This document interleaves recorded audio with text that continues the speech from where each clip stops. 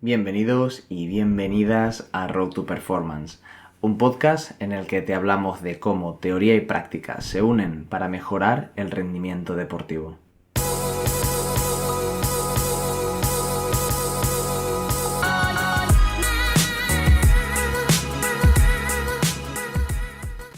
Hola Ana, bienvenida a nuestro podcast. ¿Cómo estás? Muy bien, muchas gracias. Gracias por invitarme. Encantada de estar aquí.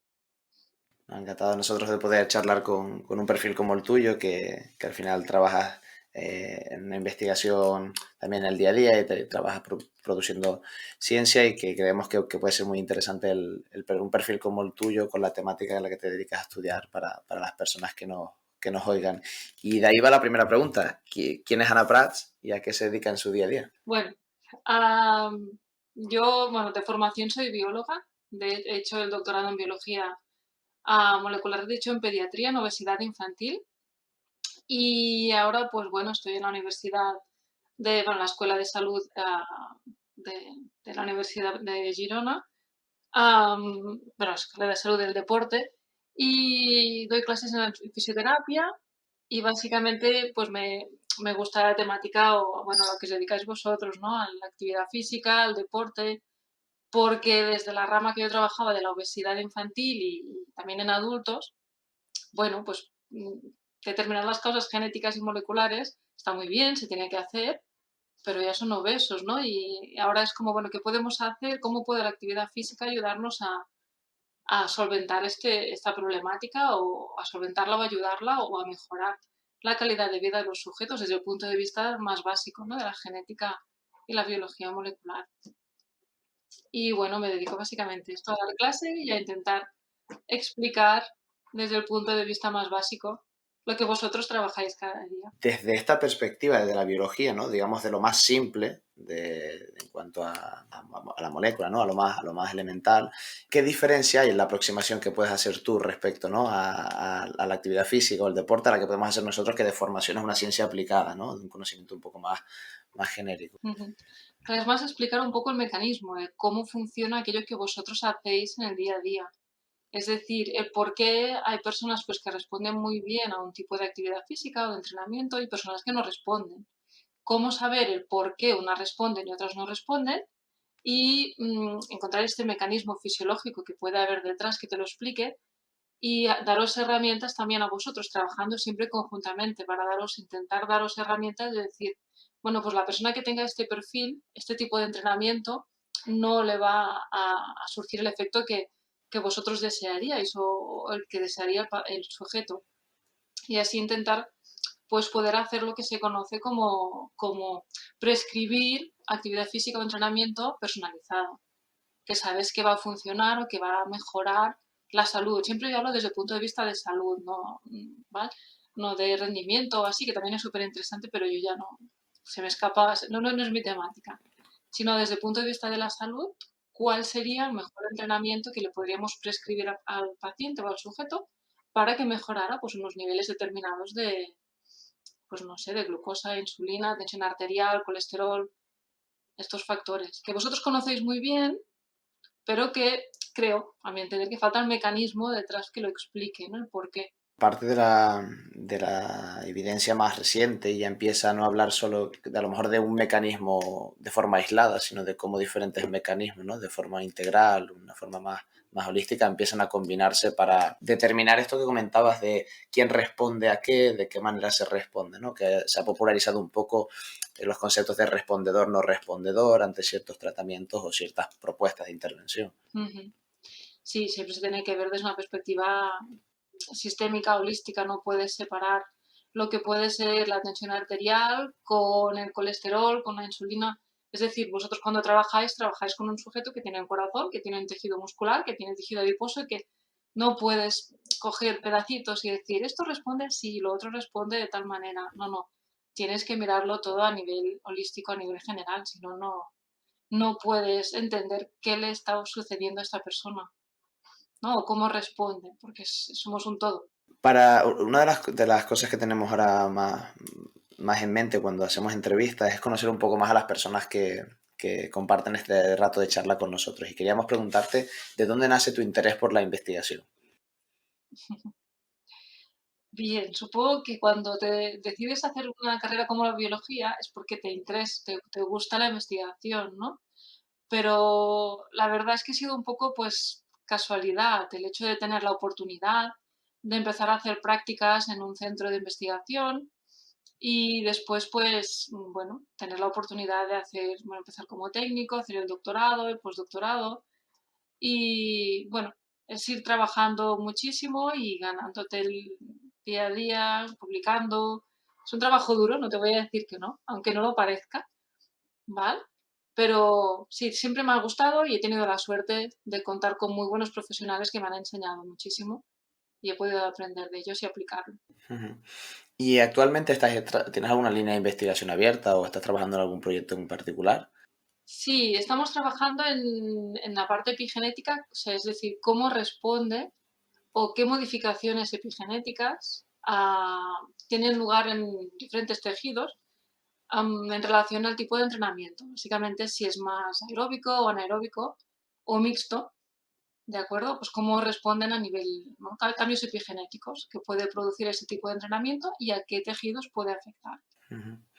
Y claro, ahora has nombrado el concepto de la epigenética y seguramente hay personas que nos escuchan que a lo mejor no están tan familiarizadas con estos conceptos y sí que quería preguntarte un poco por estos conceptos, ¿no? La definición un poco de qué es eso de la genética y de la epigenética y qué diferencias existen. Bien, la genética es aquello que nosotros heredamos de nuestros padres.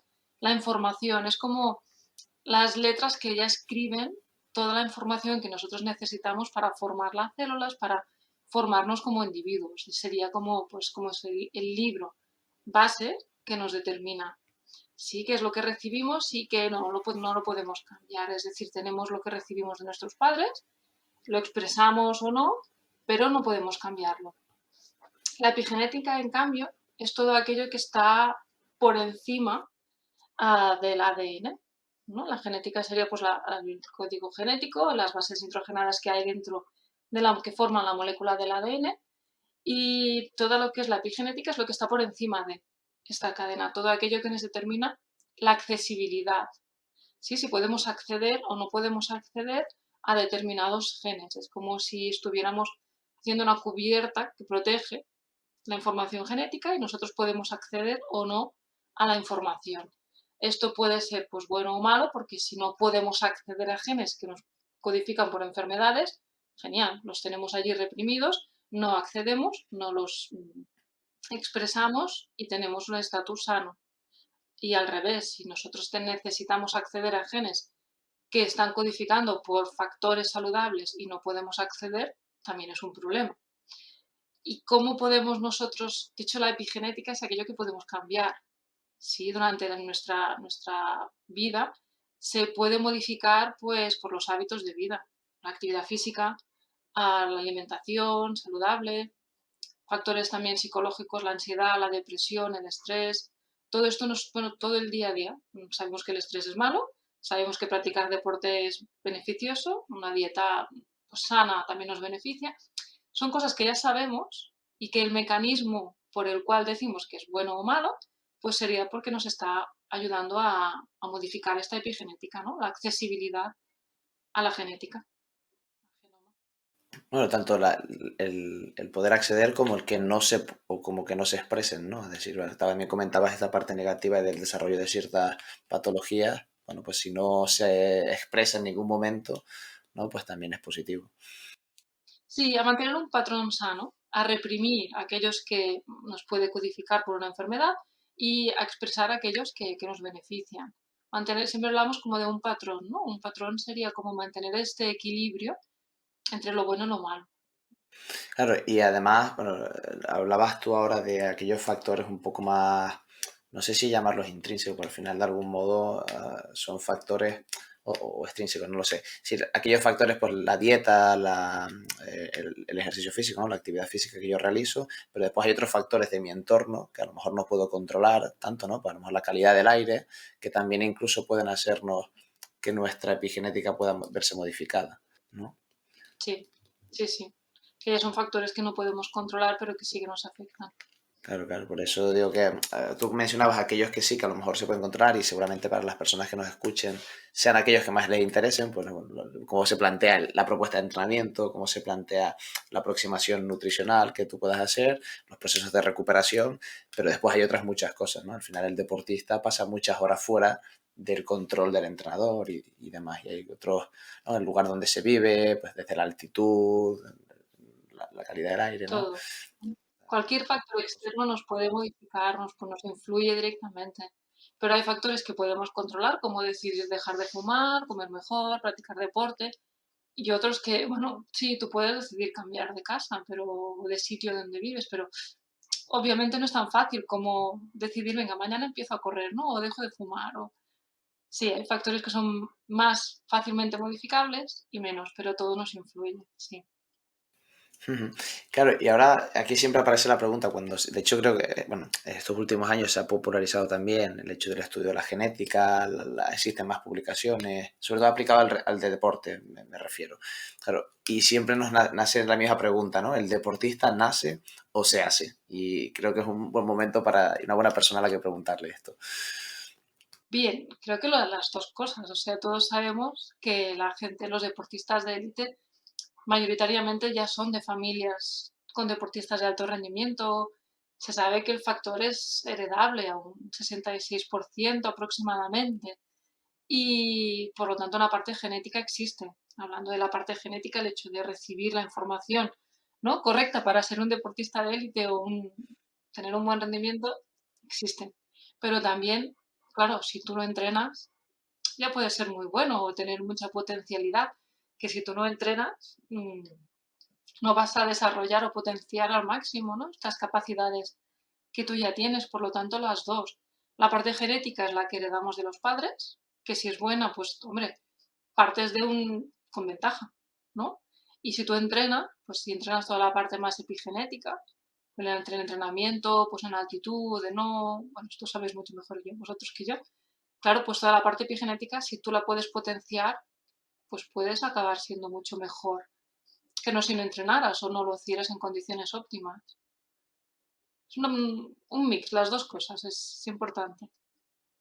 Si no tienes buena genética, puedes entrenar muchísimo, pero Y en cuanto a claro, los últimos años, que también yo recuerdo ahora algunas empresas que se aproximan a los clubes, ¿no? Y te dicen, bueno, vamos a prevenir lesiones a través de el código genético, ¿no? Y vamos a ver cómo podemos adelantarnos a predecir ciertas cosas. Y quería preguntarte sobre esta, ¿qué capacidad nos da el estudio de la genética sobre la predicción en el futuro en general? Es decir, desde las lesiones por un lado a las capacidades físicas por otro. Es decir, ¿nos ayuda realmente a adelantarnos o no? a ver, creo que actualmente mmm, no todo lo que nos gustaría, porque sí que es verdad que hay muchos estudios científicos que se han publicado, sí que es verdad que tienen resultados pues prometedores algunos de ellos, pero el rendimiento deportivo es muy complejo a nivel fisiológico, a nivel, bueno, lo sabéis vosotros mucho mejor que yo, es muy complejo. E intentar describir todos estos factores con 4 genes es prácticamente una utopía, es lo que decíamos antes. Nosotros somos, a nivel holístico, pues somos muy complejos, a nivel fisiológico, a nivel de cómo respondemos al deporte, cómo nos lesionamos, por qué nos lesionamos, ¿no? Porque alguien hace una actividad y no se lesiona y otra persona sí. Intentar responderlo con 4 genes creo que es una utopía, que es donde tenemos que ir, sí, que es lo que se tiene que hacer, sí, pero como digo, los estudios que se han publicado hasta ahora, pues el tamaño de la muestra es, mm, es bajo.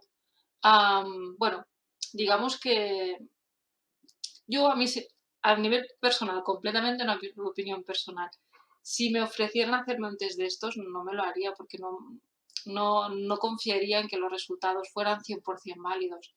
Ahora, si como entrenador alguien decide hacerlo y es consciente de todas las limitaciones que estos test tienen, pues fantástico. Pero creo que uno debe ser consciente de todas las limitaciones que aún tiene la biología o la genética aplicada en vuestro campo. Están haciendo, sí que creo que es muy interesante, que puede ser el futuro, pero de momento hay mucho trabajo por hacer aún. Ujú. ¿Y existen algunos genes o algunas partes del código genético que sí que se vinculen o empiecen ya a tener bueno, o hacernos una aproximación, pues a lo mejor a las ciertas capacidades físicas, ¿no? Al desarrollo de la fuerza o a las capacidades más relacionadas con el sistema cardiovascular, o todavía está muy, muy verde. A ver hay, pero sí que está un poco verde porque hay resultados contradictorios en artículos. Depende muchísimo del deporte, de... am, claro, si tú buscas futbolistas, sí, a lo mejor encuentras más. Si te metes en el campo del baloncesto casi no hay nada hecho, con lo cual se puede extrapolar, ¿no? Del fútbol al básquet, al ciclismo, No, no se puede extrapolar, lo sabéis vosotros mejor que yo, cada uno, ¿no? Cada tipo de deporte requiere unas capacidades físicas diferentes y unas adaptaciones diferentes, con lo cual se tendrían que hacer estudios en diferentes sujetos, diferentes deportistas, con unas Ns muy grandes, Ns me refiero a tamaño muestral, con muchísimos sujetos. Cuando hablamos de polimorfismos, que es lo que más he leído que se esté publicando en este campo, se necesitan Ns muy, muy grandes. Y es lo que muchas veces digo. Por ejemplo, a nivel médico, a nivel del cáncer, ya existe una librería de polimorfismos y no se ha resuelto el cáncer. Por lo tanto, aplicar lo mismo a nivel del deporte y poder predecir quién se va a lesionar más o menos en función de 4 genes es complicado. Creo que es complicado y que está un poco verde. Pero bueno, está empezando y se tiene que empezar, se tiene que continuar, se tiene que trabajar más y una vez se haya demostrado, pues después será de utilidad para vosotros al día a día ayudaros, sí. Ujú. Bueno, supongo que esto, como muchas cosas de diferentes campos, el deporte, evidentemente, claro que pasa también, pues va un poco por modas, ¿no? Y hay veces que aparece algo y si se potencia mucho, pues, y hay recursos económicos por detrás para promover y publicitarlo, pues, bueno, hay gente que se aproxima, ¿no? A este tipo de información. Quería preguntarte, Ana, hablando de no solo también de las capacidades, entiendo que pasa lo mismo un poco con lo de las lesiones, que es quizás lo que más se popularizó el estudio genético, ¿no? Es decir, la predisposición a sufrir estas lesiones. Es decir, aquí nos encontraríamos con exactamente lo mismo. Exactamente lo mismo. Sí, sí. Son estudios más descriptivos que miran pues, los genes y después miran a las lesiones que han sufrido e intentan decir, pues bueno, que también hay un mix, ¿no? De profesionales, semiprofesionales, amateurs. Claro, tú no puedes comparar, creo, ¿eh? Aquí ya me meto donde no es mi especialidad, pero comparar un amateur con un profesional a nivel de riesgo de lesión o cantidad de lesiones por... Creo que además también la calidad de la recogida de los datos tampoco no es la misma por un amateur que por un profesional. Cuando empiezas a buscar, ¿no? En estos artículos empiezas a ver, pues, que no es la muestra, siempre es muy importante para nosotros cuando miramos a nivel genético que la muestra sea muy homogénea. ¿Y por qué? Porque intentas que si todos los factores que hemos comentado que pueden ser diferentes, si intentas controlarlos todos, que es muy difícil, es como muy difícil en humanos, ¿va? Pero puedes decir que la única diferencia es el genotipo en este caso. Pero en los artículos que hay hasta ahora ves que hay todas estas diferencias en cuanto a las muestras y son estudios más descriptivos que no explican muy bien el mecanismo de cómo es, porque, por ejemplo, que un gen del colágeno puede hacer que tú tengas más riesgo de lesión o más tendinopatías.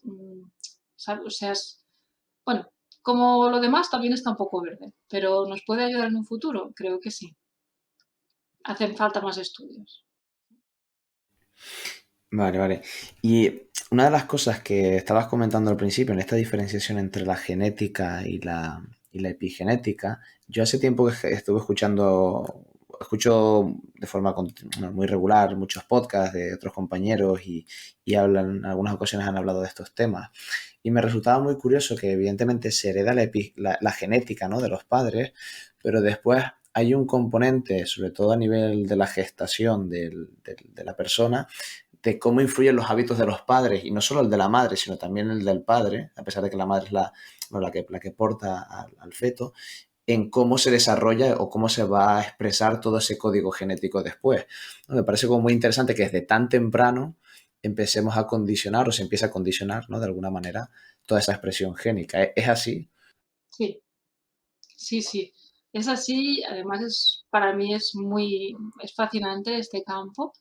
Es, de hecho, lo que yo hice en mi postdoctorado es básicamente esto, ¿vale? Ver cómo los 9 meses, o incluso, como bien dices, antes de la gestación, afectado por padre y madre, o incluso de los abuelos, ¿vale? Cómo el comportamiento que hicieron nuestros abuelos que tuvieron nos afecta directamente a nosotros a través de la epigenética.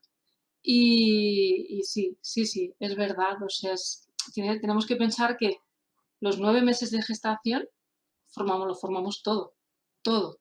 Por lo tanto, todo lo que haga la madre durante la gestación a nivel, pues lo mismo, de actividad física, dieta, todo, todo, nos está influenciando directamente porque nos estamos formando y programando. Es el concepto de programación. Programación prenatal, programación epigenética. Nos estamos programando, la madre nos está programando para todo aquello que nos encontramos en un futuro. Sí, si, por ejemplo, si una mujer está embarazada y come muchísimas calorías, estás preparando al feto por una abundancia de calorías, ¿no? Que va a responder súper bien. O al revés, o si no, si hay falta de calorías, lo estás preparando para un ambiente muy, muy restringente y en un ambiente que falten calorías cuando salga del útero. Si después les das muchas, obviamente tienes obesidad escandalosa. Y también se está trabajando en el efecto del padre, ¿no? Sobre todo vosotros vais como más a demanda, es decir, los espermatozoides se forman cuando se necesitan, ¿no? Es decir, si vosotros cuando queréis tener hijos, ¿no? Cuando te queréis fertilizar, si practicáis deporte justo antes, ¿cómo esto puede afectar? De hecho, hay muchos estudios que demuestran que el hecho de practicar deporte, un tipo concreto de deporte, o se está estudiando básicamente en qué tipo de entrenamiento afecta mejor la calidad del espermatozoide, ¿vale? Y cómo esto, a nivel epigenético, se puede pasar a las generaciones futuras. Y los estudios son muy interesantes y muy prometedores. Realmente sí que hay cambios. Aquí tendríamos que entrar en una diferencia porque hay diferentes tipos de genes, lo que comentábamos antes. Hay parte de la epigenética que no se puede heredar porque se elimina, ¿vale? Hay como un reset, siempre hay un reset a nivel epigenético, pero hay una parte de los genes que sí que se mantiene, que este reset no les afecta, que son los genes imprintados y son estos los que nosotros sí que podemos pasar de padres a hijos, tanto padre como madre, ¿eh? O sea, es decir, si quieres tener hijos, pues oye, practica deporte, come bien, porque esto va a influenciar directamente a la salud de nuestros hijos. No es un decir por decir, sino que es real, es real. Y también para la salud de nuestros nietos, aunque no lo veamos muy lejos, también las estamos afectando. Y no es broma, ¿eh? No está demostrado. Claro, aquí me surgen dos preguntas a mí. La primera, evidentemente, es relacionada con el punto del rendimiento, que al final nuestro podcast va sobre entrenamiento Mm. y rendimiento en el deporte. Al final, ha sido una selección totalmente natural que hayan nacido grandes deportistas. Al final se ha tenido que juntar tantas cosas, ¿no? Que dices, ostras, vaya alineación de toda coincidencia que va llevando al deportista a conseguir ese máximo rendimiento. Porque después, evidentemente, estamos hablando ahora del previo a la gestación y durante los 9 meses de gestación, ¿no? Claro, y después tienen una vida por delante para desarrollarse como deportista. Pero eso me lleva a preguntarte una cosa que no está tan relacionada con la temática de nuestro podcast, sino que si esto que comentas a nivel de la calidad del espermatozoide previo, ¿no? Pues estos malos hábitos a nivel nutricional, de falta de actividad física, ha ido retroalimentando que la sociedad actual, pues bueno, cada vez vaya un poco, voy a decirlo como declive, ¿no? O un poco degradándose hacia esos estilos de vida cada vez menos sanos, ¿no? No sé si llamarlos así, pero es decir, cada vez todos tenemos menos tolerancia a la actividad física, ¿no? Menos, comemos peor y todo eso se va retroalimentando. Entonces, Claro, sí. Espero que ahora va un poco cambiando, ¿no? Todos somos un poco más conscientes de la necesidad de hacer deporte. Una cosa es que seamos conscientes y la otra es que lo hagamos, como bien dices tú, ¿eh? Pero el hecho de ser consciente de vale, vale. que es bueno hacer deporte, practicar deporte o actividad física, no ser sedentario, ¿no? Y una buena alimentación, pues esto espero que nos ayude a practicar más y comer mejor. Y también es lo que he dicho, el estrés también nos puede afectar. Todos sabemos que el hecho de practicar deporte ayuda a eliminar el estrés. O sea, si es como una cadena, ¿no? Si tú practicas actividad física, deporte, tienes menos estrés, comes mejor, ¿no? Entras como en lo que decíamos, como en un estatus más sano.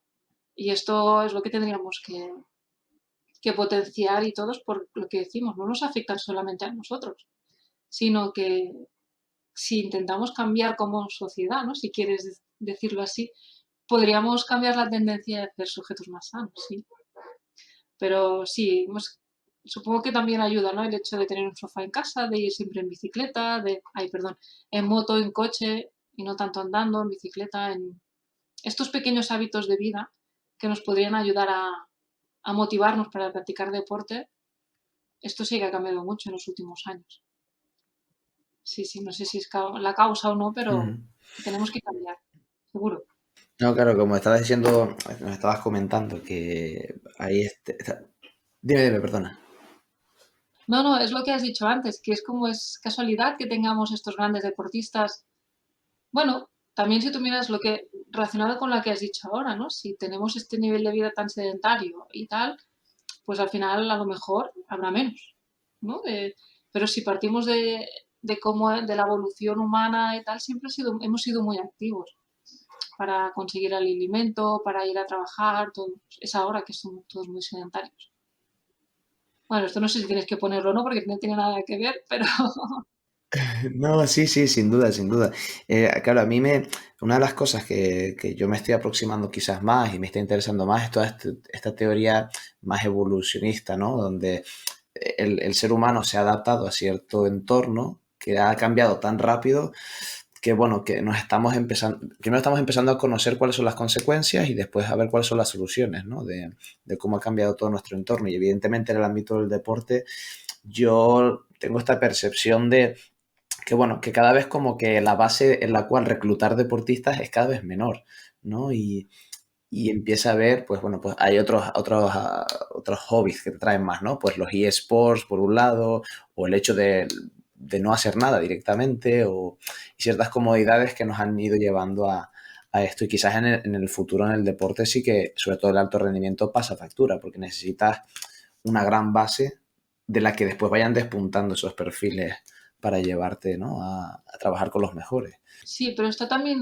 es como todo un poco, ¿no? Si tú como padres también si tú acostumbras a tu hijo a llevarlo en coche al colegio, recogerlo en coche, llegar a casa, no hacer nada, ¿no? O vas andando, vas en bicicleta, o hoy en bicicleta, mañana en patinete, mañana andando, mañana, ¿no? Y te paras a jugar en los parques. Con el COVID es difícil, ¿eh? Pero no, por la tarde, en vez de venir rápido a casa y meterle a mirar la televisión mientras tú haces la lavadora, no sé qué, no. Párate a jugar en los parques, que corra, que salte, que suba y baje los árboles. No sé, lo que hacíamos nosotros, ya ahora parezco muy grande, ¿no? Pero muy mayor, pero lo que hacíamos de pequeños nosotros, esto sí que ha cambiado bastante. Y a lo mejor todos estos pequeños hábitos, ¿no? Lo que subir y bajar de un árbol, sí, ahora si suben es como, ¡ay, que se va a caer! Bueno, pero es que claro, si tú quieres un deportista entrenado, la musculatura, es lo que decíamos, la musculatura tiene memoria epigenética, esta memoria muscular. Si tú has hecho deporte, después durante un tiempo no lo haces, rápidamente ganas otra vez masa muscular comparado con alguien que no lo ha hecho nunca. Existe esta memoria muscular, se ha demostrado el mecanismo por el cual existe.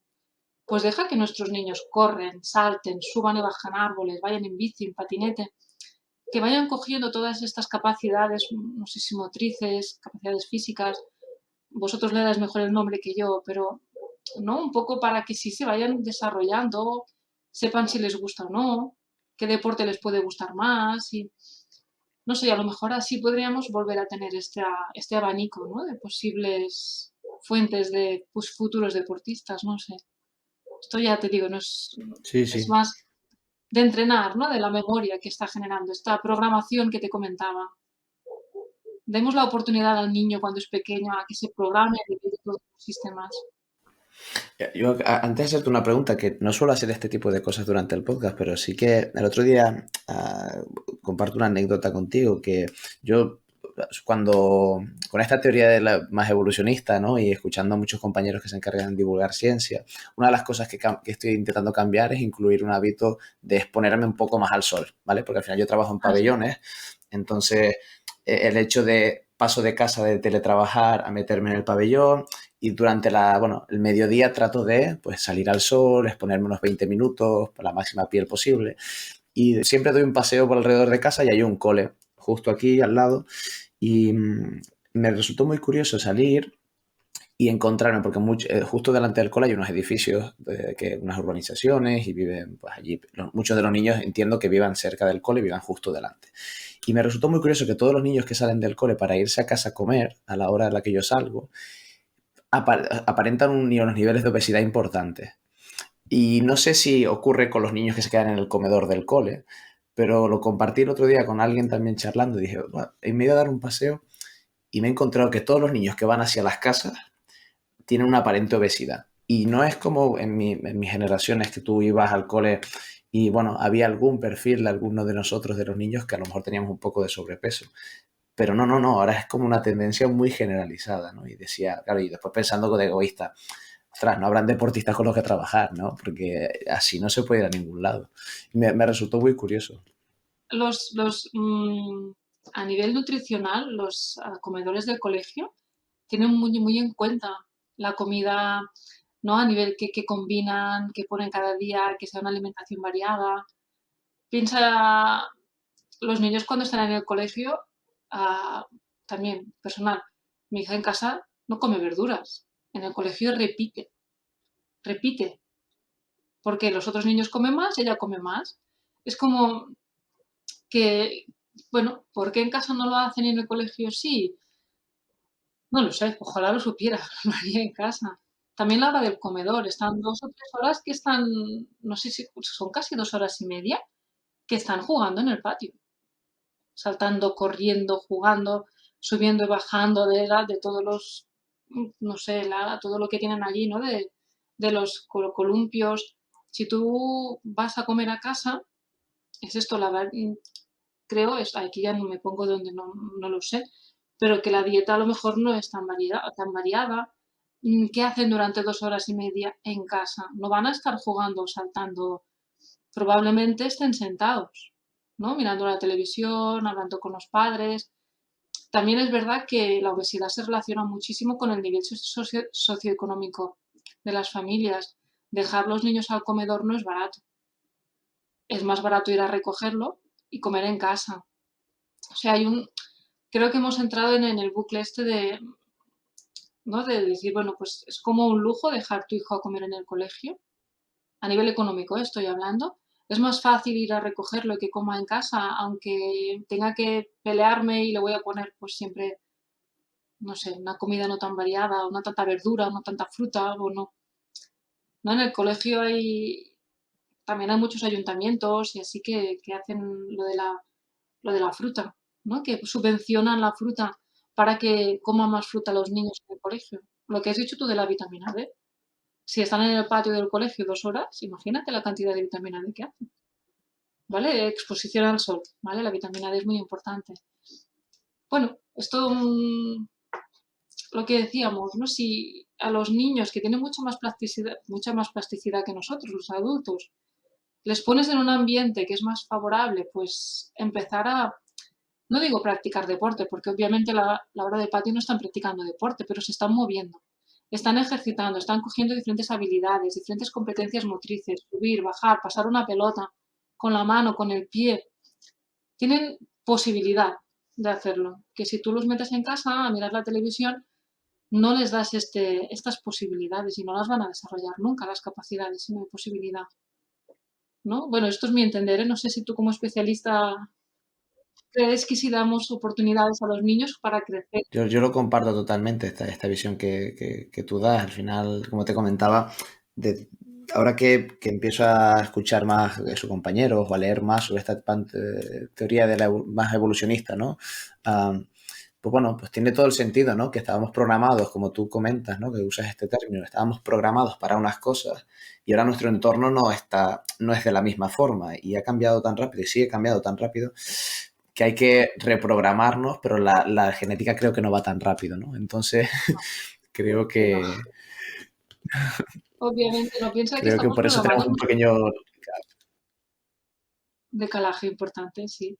Claro, tú piensas que nosotros estamos programados para vivir en el medio de la nada, tener que cazar, tener que comer carne pues cruda, pues frutas, pues vegetales, pues, ¿no? Y tener que ganar de la comida gastando una gran cantidad, es decir, invertir muchísima energía para poder consumir energía. Es decir, tú coges un obeso mórbido, lo pones en medio de la nada, del desierto, de una selva tropical y este es el que mejor va a sobrevivir, no aquel que tiene un peso muy bajo, porque este se va a morir en 2 días, no tiene reservas energéticas. O sea, estamos programados precisamente para poder almacenar muchísima energía. Pero ¿qué pasa? Que estas personas que están programadas, todos estamos programados a este nivel porque lo que dices tú, la evolución nos ha llevado al día de hoy. Pero estas personas las coges y las metes en casa, al lado del supermercado, de una carnicería y, claro, estamos súper preparados para reservar energía, pero no consumimos para comer, para, para poder tener el alimento. Y esto es para lo que estamos programados. Si después tú te metes en una cancha, te metes a entrenar y gastas muchísima energía, claro, pues tú estás preparado para tener un rendimiento muy bueno cuando hacemos deporte. Porque el que mejor corra, el que más rápido corra es el que mejor va a comer, ¿no? Pensando en de dónde venimos. El mejor deportista es el que mejor se va a alimentar él y su familia. Son estos los genes que han pasado, que nos han llegado a nosotros. Es el entorno que no es favorable, porque estamos programados para eso, para salir a correr y el que cace el mayor animal, quiere decir el más rápido, el que tenga más capacidad de puntería, todo esto que a vosotros os interesa, ¿no? Coger a estos deportistas de élite. Estos son los que han sido seleccionados, pero en un entorno como el nuestro, ¿no? Sofás, comida en abundancia.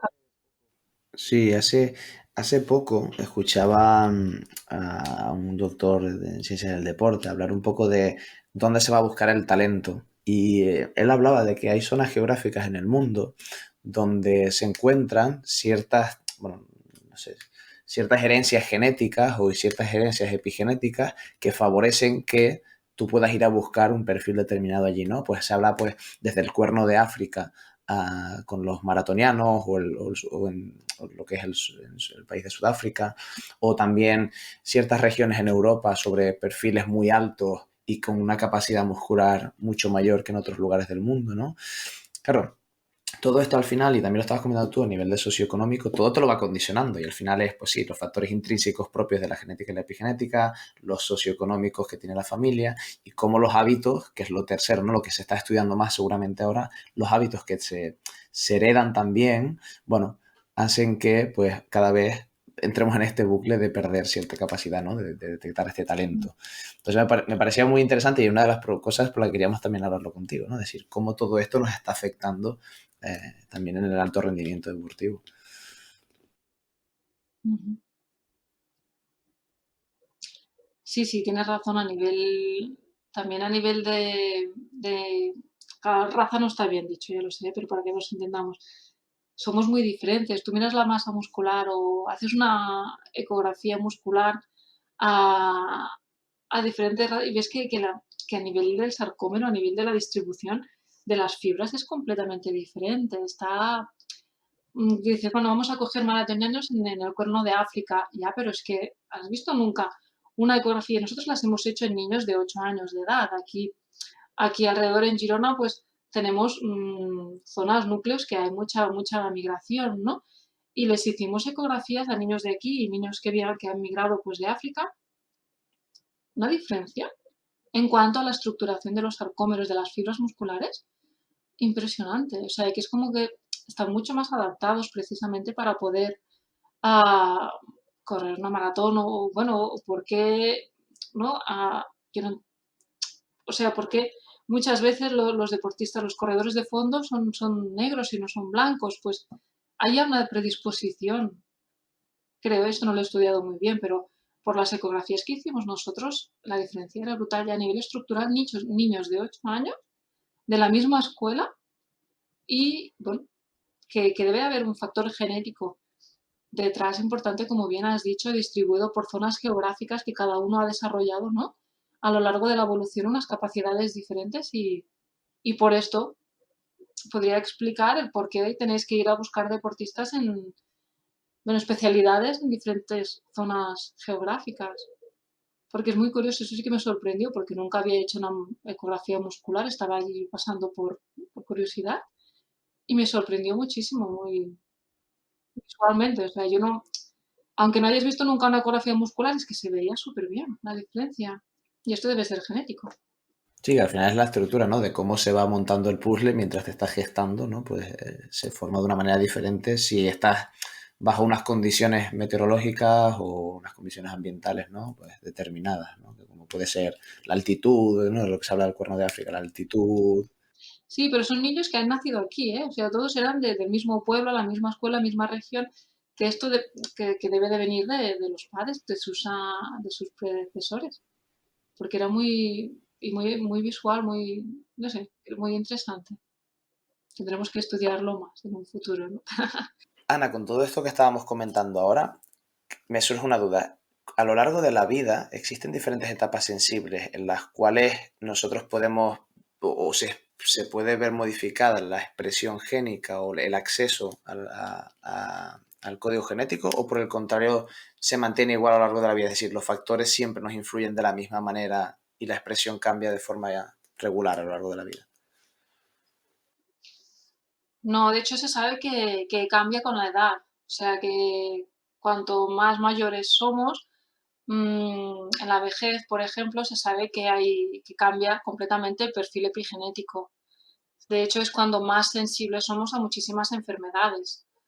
Cuando somos pequeños, en cambio, también es verdad que somos más plásticos, más maleables a todos los niveles, tanto del sistema nervioso como a nivel epigenético, y por lo tanto creo que en estas edades, si empezamos a introducir pues estos pequeños cambios a nivel de todos los retos que se pueden encontrar los niños, esto va a producir unos efectos de programación a nivel, no solamente a nivel epigenético y a nivel de los tejidos, que creo que para vosotros podría ser interesante para poder encontrar, ¿no?, estos futuros deportistas.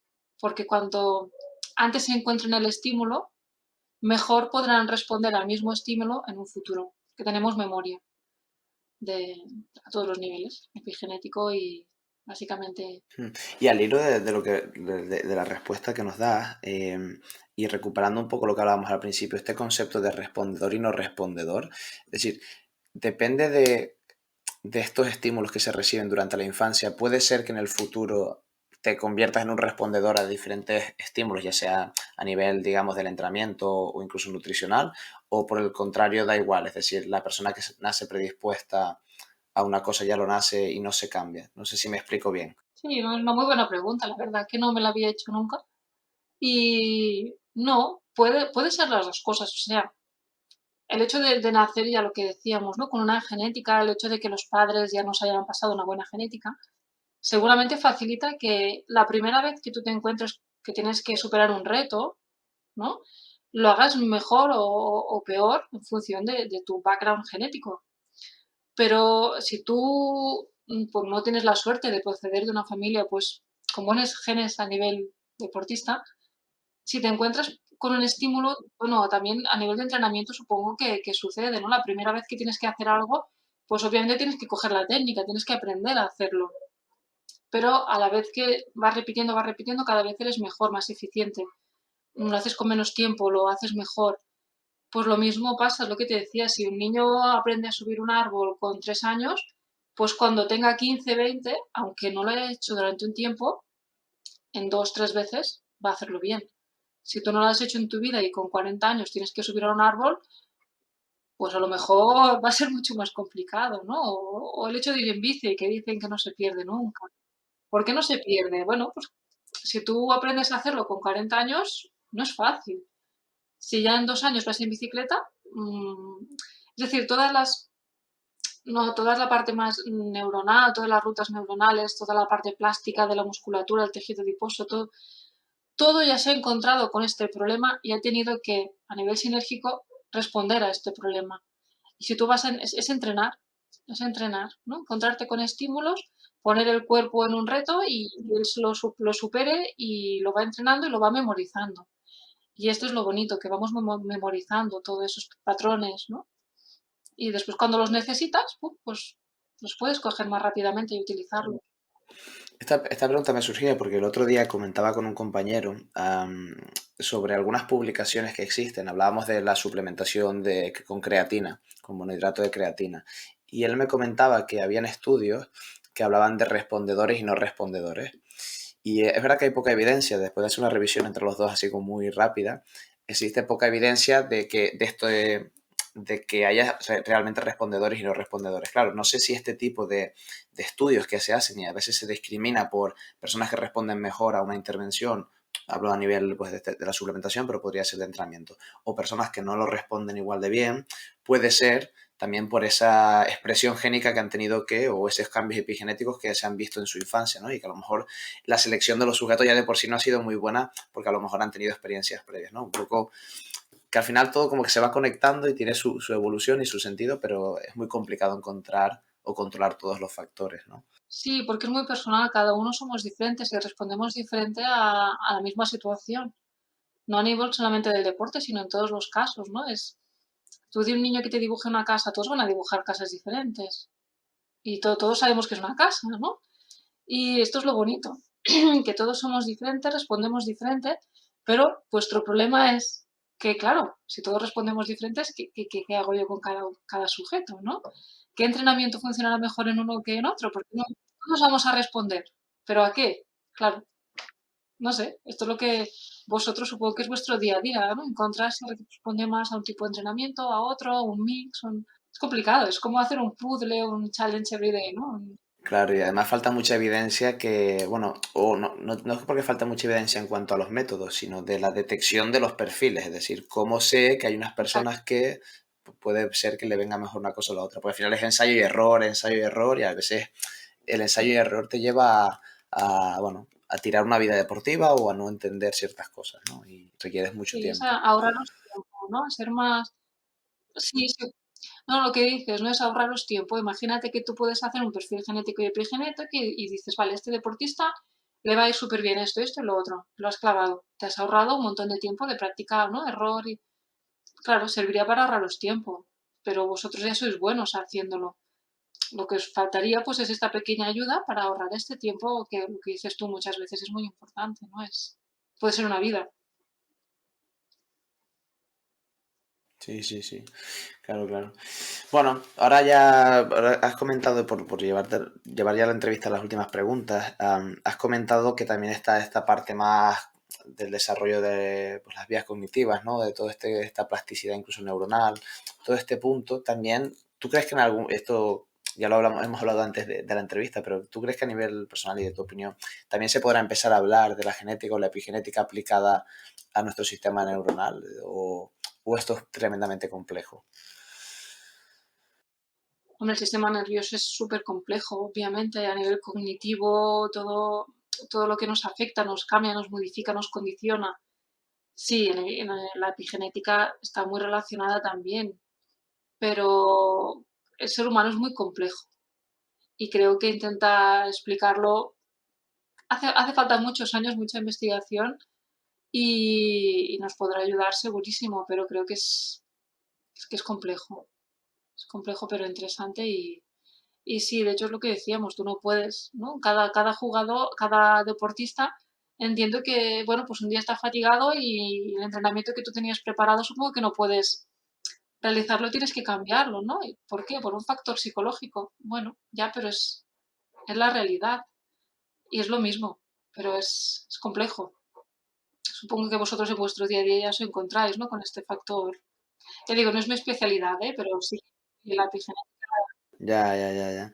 Al final trabajamos con personas y una de las partes que tienes que lidiar es, bueno, pues el estado de ánimo del personal, cuidar también la parte humana, ¿no? Que muchas veces nos olvidamos y y al final es la base del trabajo que nosotros hacemos.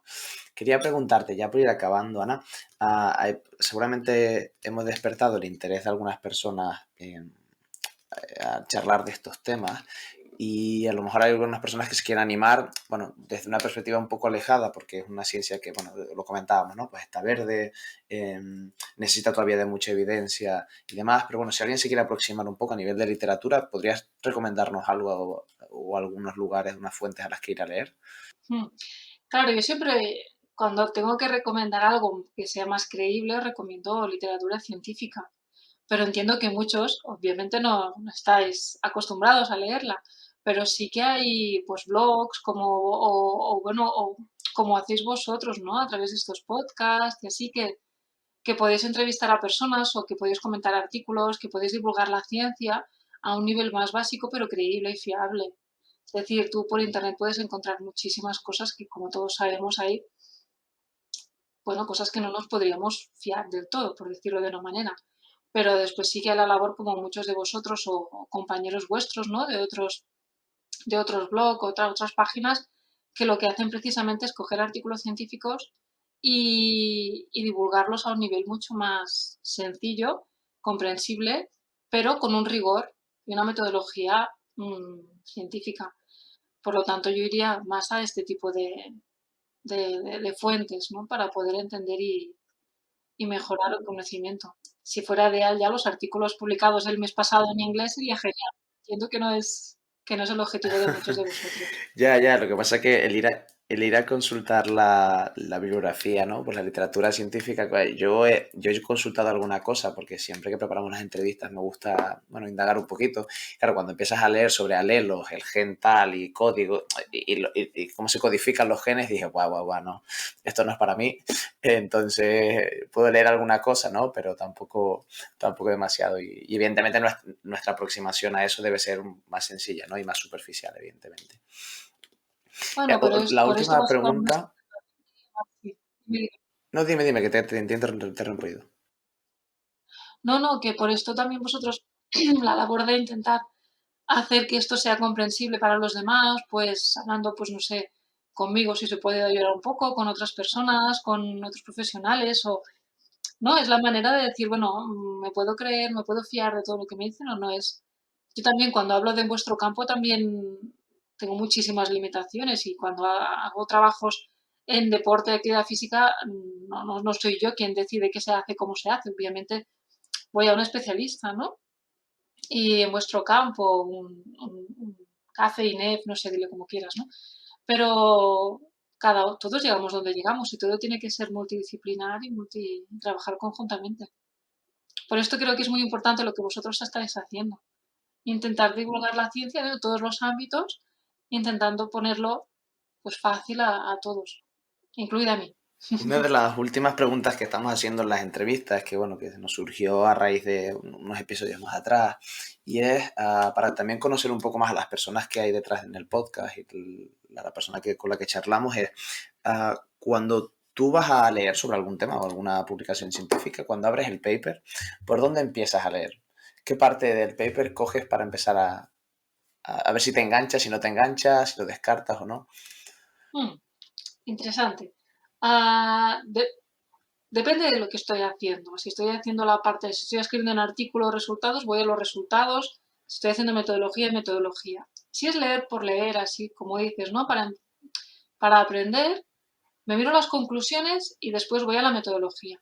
Lo que te comentaba, cuánta gente han incluido en el estudio, si la muestra es muy homogénea o poco homogénea, si han pasado el comité de ética, cómo han hecho la metodología, para ver un poco las limitaciones también me las leo muy bien, las limitaciones de los artículos, más que nada para crearme como una fotografía mental de cómo se ha llevado a cabo la investigación.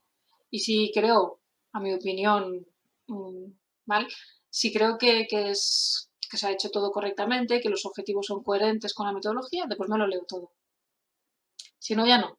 Si veo que no, que te decía, no, 4 sujetos para hacer genética, no me lo creo fuera.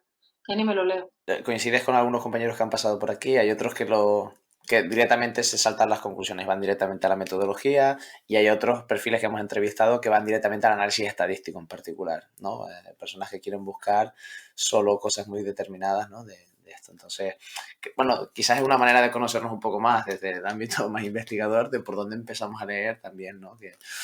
Que a veces, yo soy de la opinión de lo que la metodología al final define todo, por tanto, la discusión te la puedes leer bien, pero si no has entendido un poco el proceso, esta fotografía mental que tú te haces, pues si no la tienes, puede ser que te estés llevando a conclusiones erróneas, ¿no? Sí, porque si tú eres consciente de las limitaciones y te quieres leer el artículo, genial, pero ya sabes en qué contexto tienes que leerlo. Y la última pregunta, Ana, bueno, desde tu experiencia y tu conocimiento como investigadora, este mundo de la genética y de la epigenética del que llevamos un rato hablando, aplicado al rendimiento deportivo, ¿hacia dónde crees que va a evolucionar? Es decir, ¿va a ser una evolución rápida, ahora inmediata? ¿Va a tardar años porque falta mucha evidencia? ¿O cómo lo ves? Bueno, más que evidencia, falta dinero, ¿vale? Para poder invertir y para poder investigar en grandes muestras.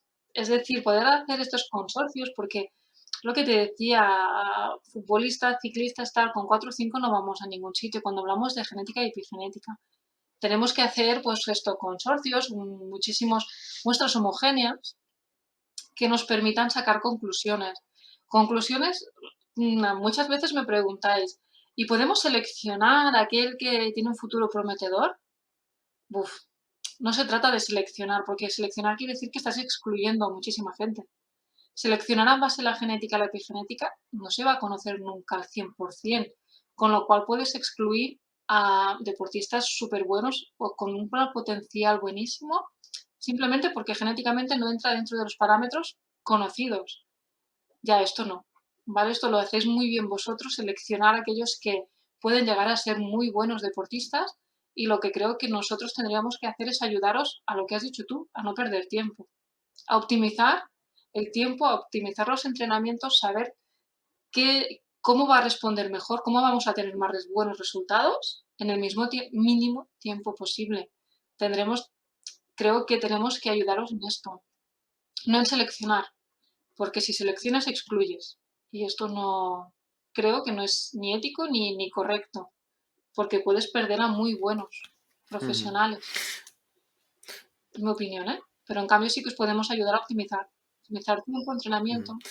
No, perfecto, Ana. Al final yo lo comparto totalmente. Al final hay un punto también cuando hacemos ciencia que muchas veces no se le da la importancia que tiene, ¿no? Pero la parte ética de la investigación y la parte ética de la aplicación de la evidencia científica también debe ser considerada siempre, ¿no? Y no se nos puede olvidar. Así que yo comparto esta reflexión final que hace.